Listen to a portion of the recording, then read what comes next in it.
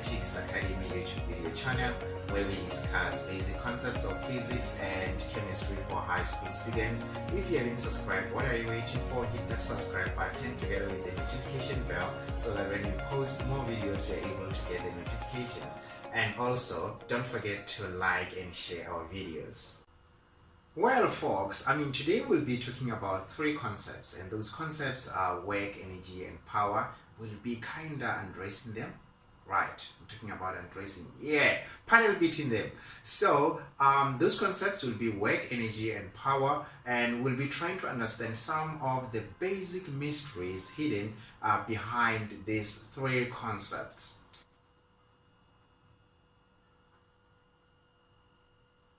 Let us talk about the energy first. Come on, you know the definition of energy, right? So the basic definition of energy is the capacity for doing work, or the ability of an object to do work, meaning that for an object to move from one place to another or to perform any function, firstly it must possess energy, right? So let's write down the definition of energy.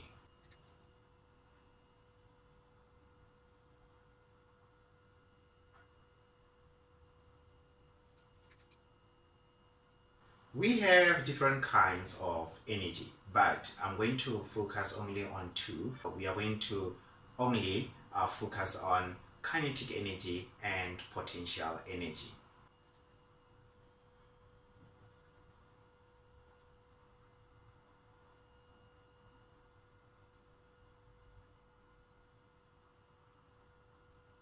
We also know that the formula for calculating kinetic energy of an object is given by Ek equals to half mv squared. And the formula for calculating potential energy of any object is mgh.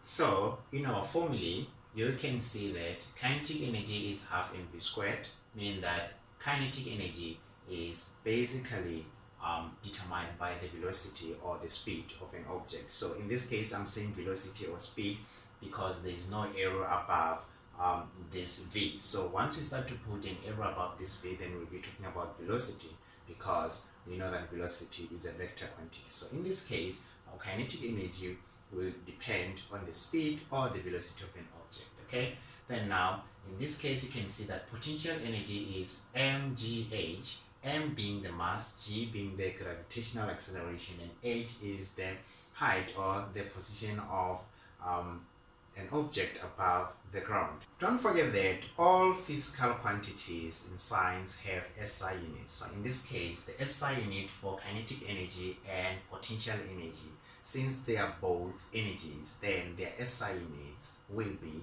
joules. So meaning that kinetic energy is calibrated or measured in joules, as well as their potential energy. After so far, we said energy is the capacity for doing work. Then what is work?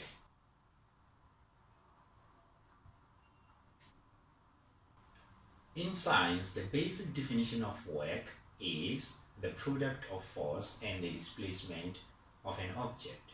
Meaning that if an object applies enough force, or if we apply enough force on the object, it will move from one place to another.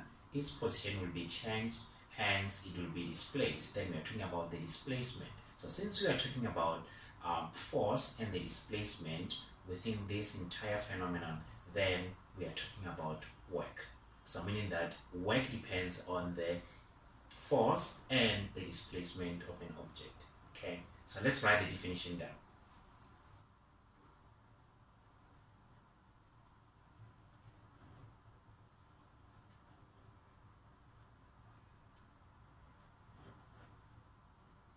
In our definition, we have important terms that will help us to come up with the formula for calculating work of any object that you can think of.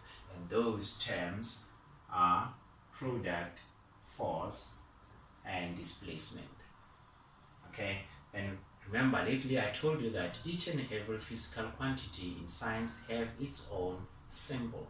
Okay, so the symbol for displacement will be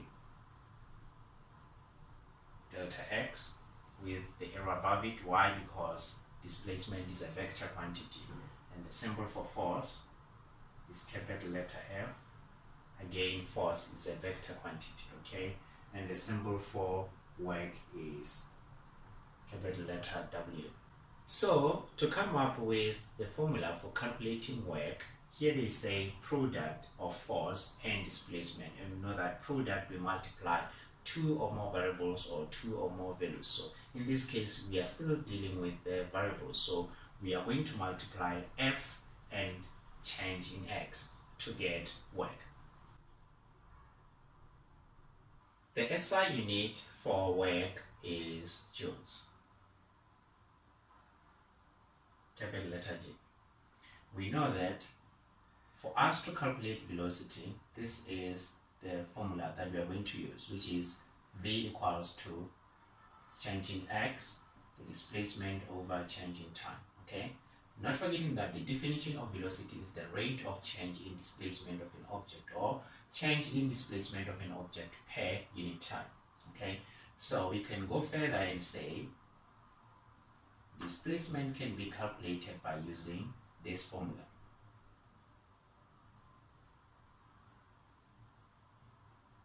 Displacement equals to velocity multiplied by change in time, okay? So how did I arrive to this? I've just multiplied both sides by changing in time over 1 and changing time over 1. So it will eventually arrive to this point, right? So we can go further here and say work equals to force multiplied by the displacement is equivalent to velocity multiplied by change in time. So force multiplied by the product of velocity and change in time.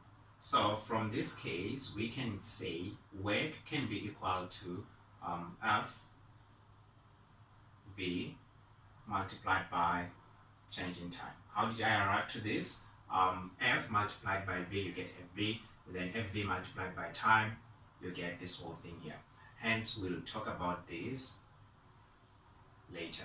There is a relationship between force, velocity, displacement, and work of an object, okay? So if an object applies enough force, definitely it will start to move, which means it will possess velocity.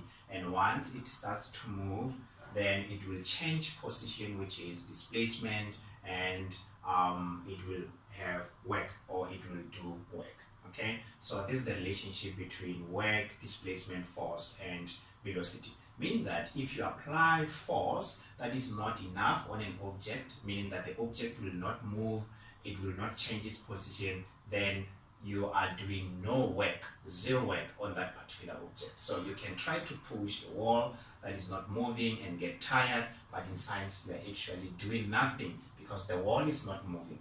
Things must start to move, change position, then work will be done.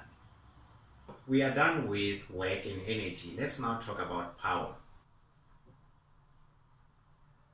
The basic definition of power is work done by the object or work done on an object per unit time, or you can say power is the rate at which work is done.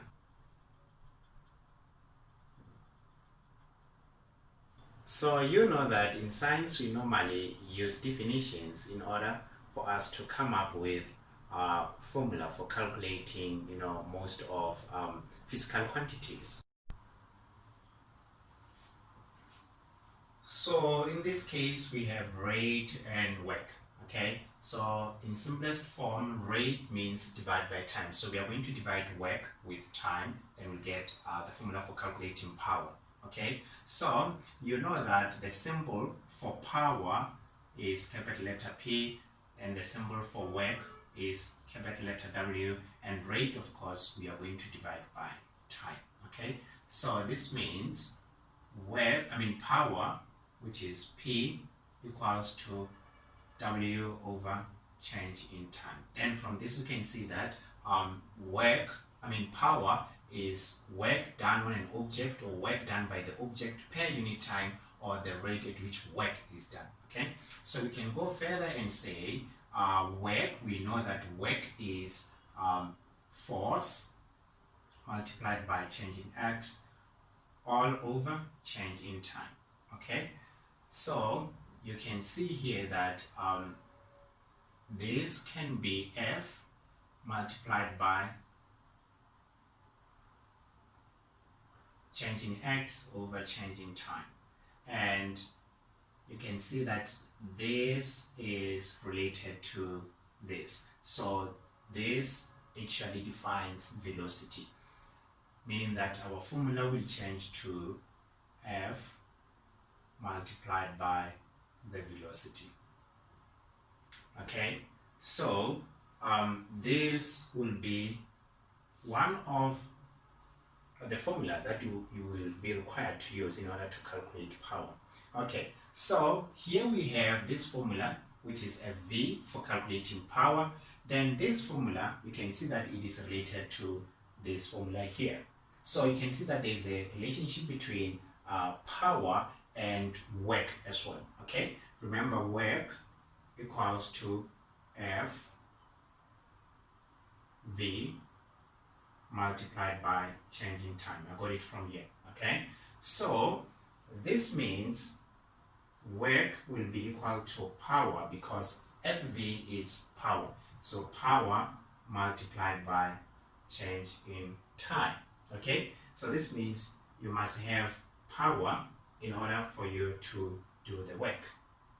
So this is the relationship between work, energy, and power. Thank you so much for watching the video. I hope you have enjoyed it. Don't forget to subscribe, like, and share.